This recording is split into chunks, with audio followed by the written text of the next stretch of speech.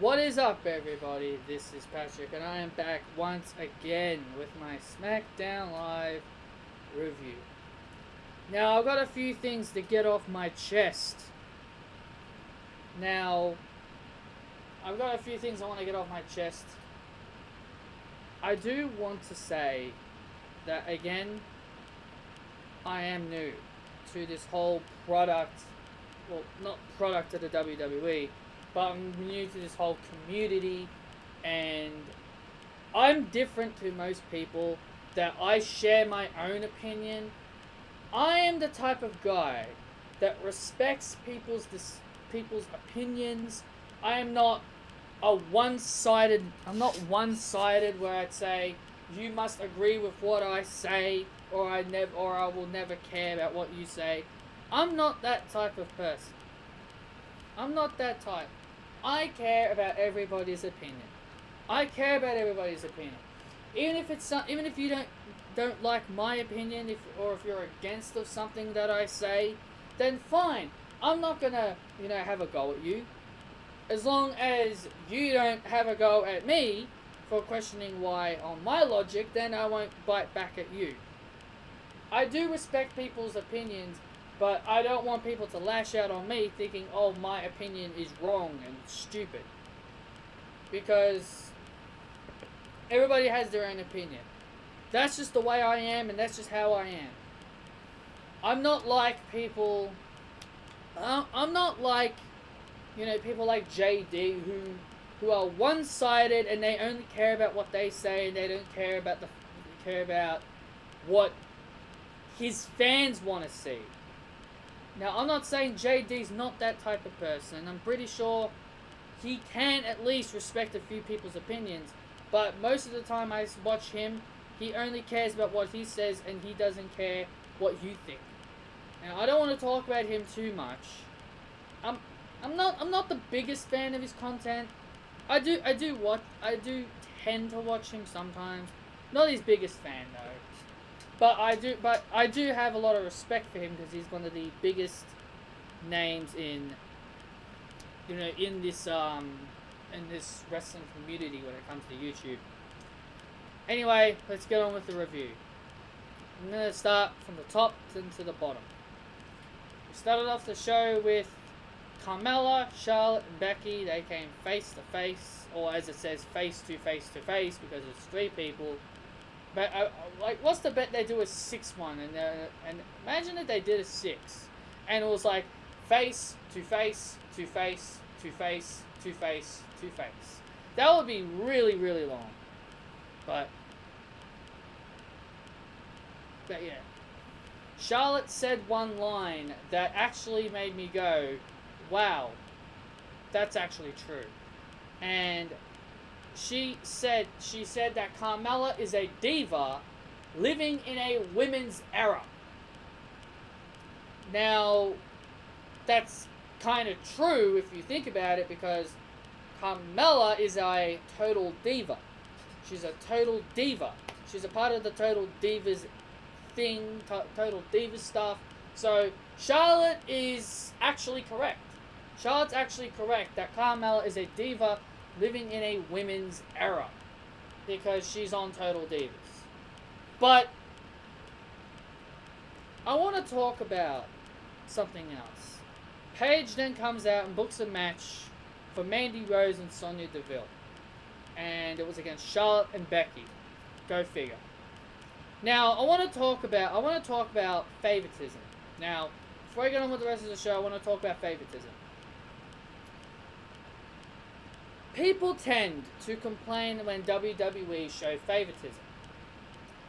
The favoritism that the fans talk about is backstage favoritism. The ones with Charlotte, Ronda, Alexa, backstage.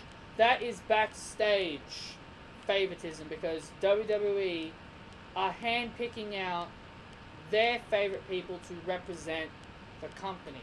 Like your New Days, Blisses, Charlottes, the list goes on, Roman, you know what I mean, like, backstage politics. That's the backstage favoritism. I'm not going to talk about backstage favoritism. I'm going to be talking about on-screen favoritism. Now, what does on-screen favoritism mean? Well, on-screen favoritism is where you got general managers favoring the faces because they want to. They favor the faces instead of the heels. Because Mandy Rose and Sonya Deville on Twitter last week were complaining that Paige is showing favoritism to her former PCB Charlotte and Becky. And then Paige goes on record and tells them that, oh, they earned their opportunities. So she gives them an opportunity tonight against, what do you know, Charlotte and Becky. And what do you know, Charlotte and Becky win. Clear favoritism on TV. It's clear favoritism on TV. Now, this is what, there's two different sides of favoritism. You've got your backstage politic favoritism, and you've got your on-screen favoritism. Look, when are we finally going to get some new people to step up to the plate? This is the one thing that I never get with this company. People, you know, remember my Money in the Bank review when I completely trashed down Ronda Rousey and everyone was telling me, oh, you know, why don't you want change? I do want change. It's not the change that you want. It's not the change that you want. It's something that I want to see. I want to see new faces come in and, you know, I just want to see new faces rise to the occasion. Like, why can't we get somebody new? Why can't we have someone different every year? Like, sure, Carmella and Jinder Mahal are the best example of getting someone new every year, but again, Jinder Mahal went from jobber to champion. He's a different scenario. But Carmella, in a way, I want you guys to know this. As much as you hate Carmella, I know Carmella actually did earn her way to the top. She did earn it. I'm not silly, she actually did earn it. She won Money in the Bank, and she cashed in to win the championship. You can say Carmella hasn't been a good champion all you want, but she actually did earn it. She did earn the SmackDown Women's Championship. Now, if she was like a Jinder Mahal and was jobbing to everybody, and then all of a sudden she wins a match to get a title shot against Charlotte, then that's an issue. Then it's a problem. But she was never a jobber. She was never a jobber. She won Money in the Bank. She had a great feud with Nikki Bella in 2016. Sure, that didn't give Carmella any favors because she didn't really win the feud. But Carmella, in a way, earned her way to the top. She worked her way up by winning Money in the Bank. Charlotte, on the other hand, just came back and she gets a title shot immediately given to her. Now, people like to try and say Becky deserves it. Becky truly deserves this more than anyone. As much as I agree with you, as much as I agree with people, there's something else that I think you guys need to understand. Becky has always been on TV. She's always been on TV. Sure, she's been floating around doing nothing. But she's always been on TV. She's always been shown on our televisions. Someone new needs to step up. We don't need Charlotte and Becky in the spotlight all the time. Becky had her time in 2016. Yes, people want to see her rise up once again and claim the top prize. But still, she's still been on TV. She's still been around. She's still been getting opportunities left and right, being on SmackDowns from 2016 to 2017 to 2018. She's still getting opportunities. She's still getting opportunities. Sure, she's been working for them, but on TV, you think she's been getting these opportunities all because, you know, the GM is favoring her, like Paige. Paige is favoring her because Paige wants to get her up there, and because she's a former PCB member. I don't want Look. I understand Paige has done a decent job as general manager, but I want people to understand. I hate favoritism. This is the one thing I hate the most. If there's one thing that I hate more than a force down our throat wrestler, is GMs showing favoritism. Why can't Kurt Angle and Paige be like William Regal and Drake Maverick? Now, in case you people don't know who Drake Maverick is, he's the general manager of 205 Live. He is not gifting title shots to people because he wants to. He's having people work for their way to the Cruiserweight Championship. He's having people work their way to Cedric Alexander. Look who's versing Cedric at SummerSlam. Drew Gulak. Somebody who 2 years ago was nothing more than a PowerPoint presentation, annoying, cringeworthy guy that just came out talking about PowerPoint presentations. Now, he's different. Now he's no longer doing that. He's now a submission grappler that just wants to hurt you. That is something that I'm okay with, because that is getting someone to the top. That is working your way up. William Regal, we barely see William Regal for NXT. We barely see him for NXT. He makes the matches, and the matches go. The matches flow. The matches go and they flow. That's what he does. Why can't we have Kurt Angle and Paige be that way? Why can't we have a neutral general manager that does not show favoritism? Kurt Angle, he's we've had so many GMs for the main roster who have shown favoritism. We've had John Laurinaitis in 2012 with the whole People Power, Eric Bischoff and Teddy Long and Daniel Bryan last year, and we've had so many, and Mick Foley and so many other general managers who do nothing but favor their favorite wrestlers. Doesn't matter if it's face or if it's heel. If you're a heel commentator, you're always going to give the heels what they want and punish the baby faces. Baby faces get what they want if you're the face commentator, while the face commentators punish the heels for no reason. All Mandy and Sonya want is an opportunity. Sure, people say, oh, Paige gave it to them, and they lost. That is the most stupid thing I have ever heard. So, you're telling me you are okay with Mandy and Sonya not truly getting what they deserve? Listen, every time Rose and Deville are on TV, sure, I defend them a lot. And there's a good reason why I do. It's because I care. It's because I care about these two, and I care about the success that these two have. There is so much potential with these two. There's so much potential with these two. I don't understand the hatred that these two get. It's because they were called up too early? Is that the only reason why you people hate them?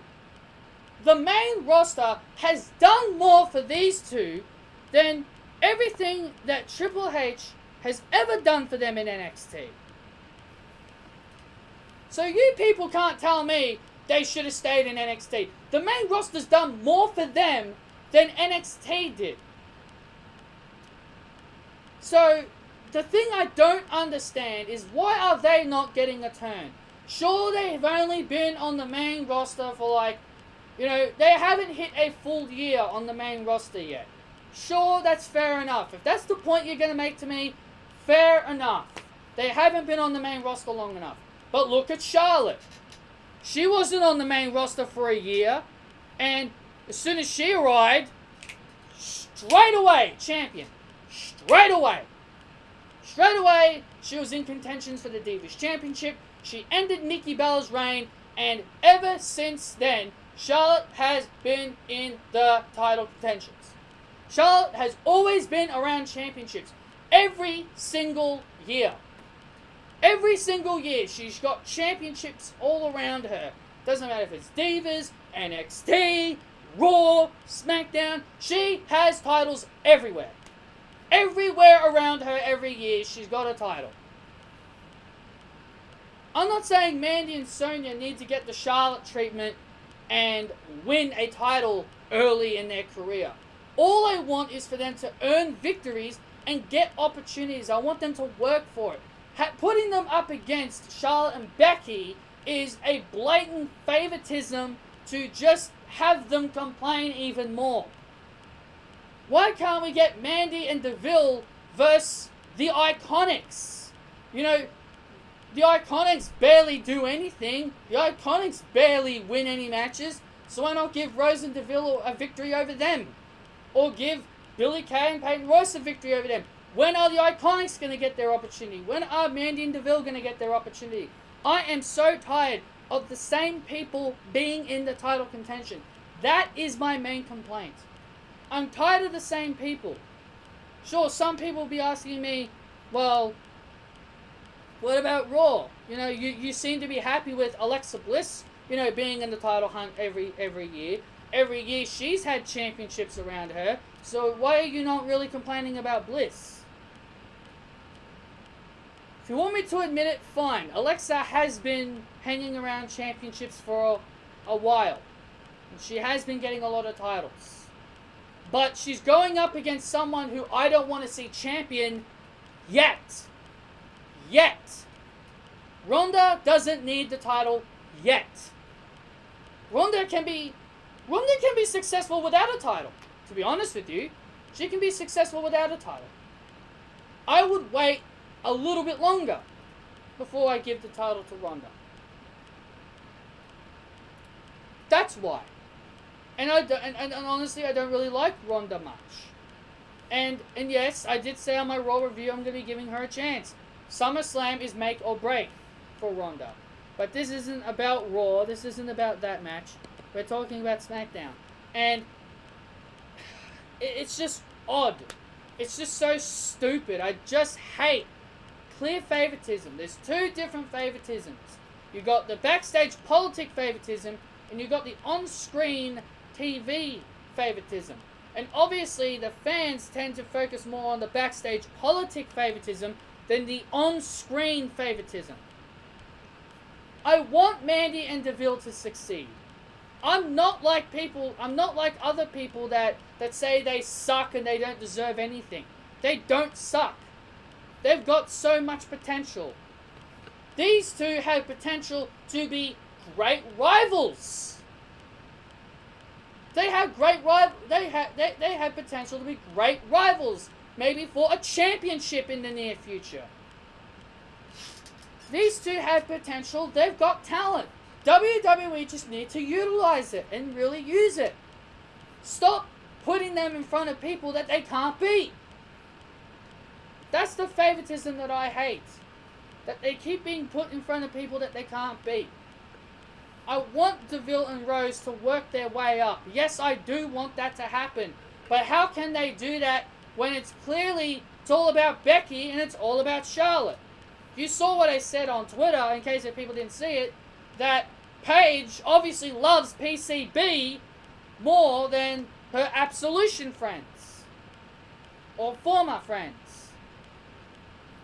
And I also said that it's always about Charlotte. It's the thing I don't like. It's all about Charlotte, and it's always been about Becky. Becky has always had screen time. She's always had screen time. If she was one of those people that never got TV time, then I would be saying, yeah, give Becky a shot. But Becky has always been on TV, and she's always been gaining victories, and yes, she's been gaining losses.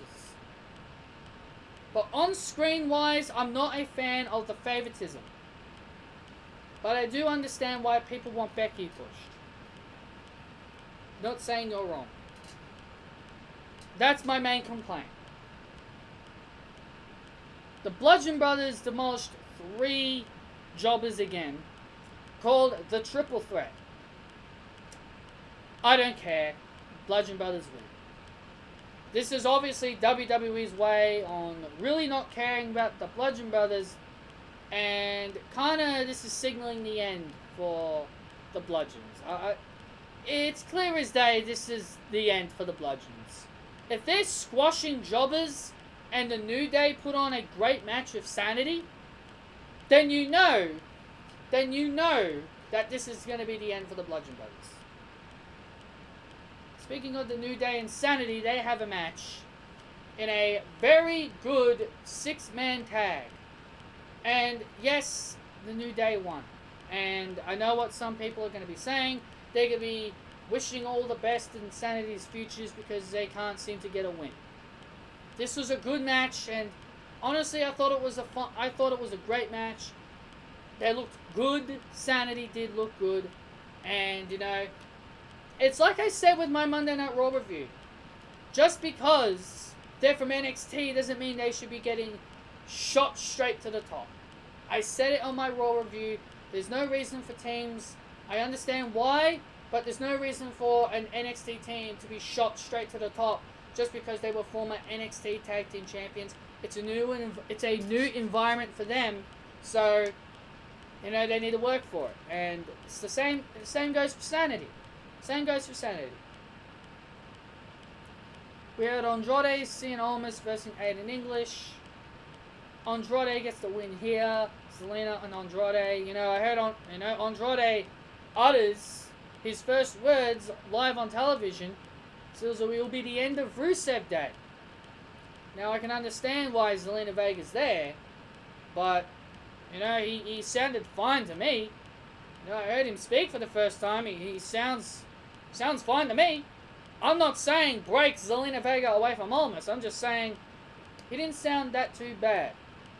Now, if he had poor English, then I would be saying I understand why Zelina's there.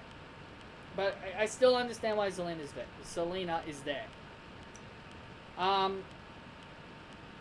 Then Vega and Almas guarantee it'll be the end of Rusev and Lana Day. Rusev and Lana come out, and they promise to crush Almas and Vega on Rusev Day. Jeff Hardy makes his return in action, and he defeats Shelton Benjamin. Shelton Benjamin is another guy who's been very, very underutilized. He came back to the WWE, and this is what he's getting. This is the treatment that Shelton Benjamin gets for coming back to WWE.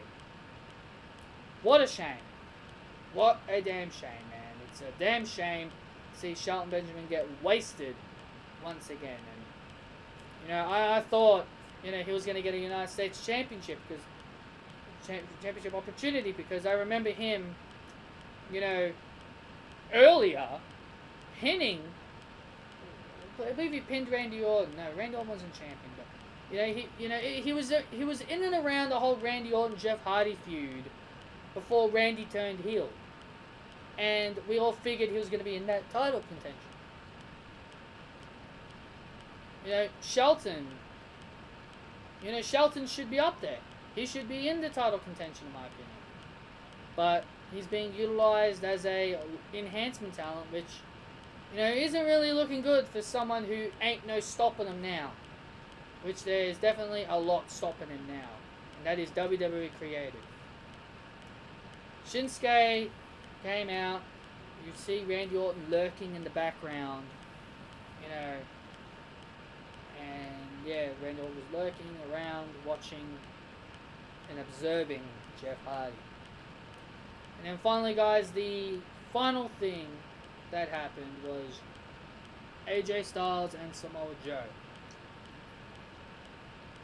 Samoa Joe ruins AJ Styles' promise. And by trying to expose his continuous attempts at exposing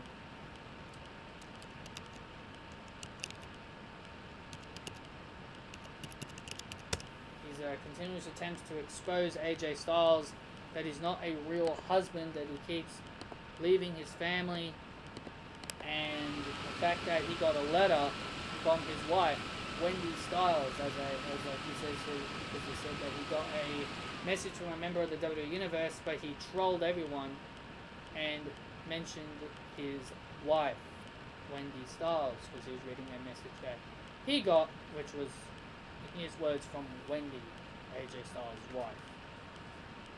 And in an exclusive, now I know people don't watch exclusive stuff, but I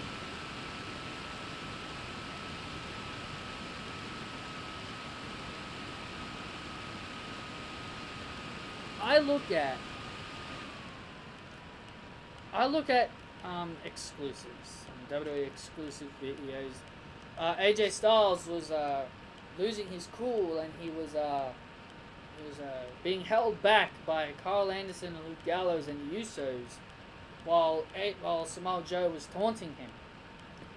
And I actually liked that visual because it really shows that, you know, Joe is really in the head of AJ Styles, and it's definitely good to see. Definitely good to see. Anyway, guys, that is the end of this SmackDown review. I hope you guys did enjoy. Hit that thumbs up if you did. Comment your opinions down below. What did you think of the show? Also, be sure to hit subscribe if you haven't done so. And be sure to follow me on Twitter at pvalentine95 to keep up to date with everything that I do on this channel. Anyway, guys, thank you all so much for watching. I'll see you all next time. See you later.